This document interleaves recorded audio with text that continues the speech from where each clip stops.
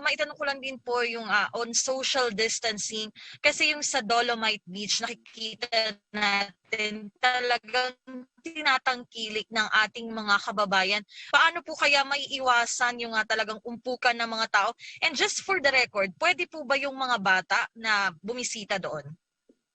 Well, unang-una po ang mga bata, talagang for essentials lang po na dapat lumalabas ang kanilang mga tahanan, no? So hindi pa po pwede talagang magpasyal-pasyal ang mga bata.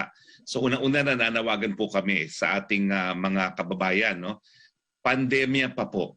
Bagamat bumababa po ang mga kaso natin, nandyan pa po si COVID-19, no? So wag po tayo magpabaya, no? Kinakailangan po mask, hugas, iwas, at kung kakayanin na, bakuna nga po. No? Nananawagan din po kami sa kapulisan, siguro dyan po sa Maynila, no? Kinakailangan po ipatupad natin yung social distancing. No? Talaga naman po ang Dolomite for the enjoyment of everyone. Pero wag naman hong maging dahilan yan para magkaroon tayo ng super spreader event.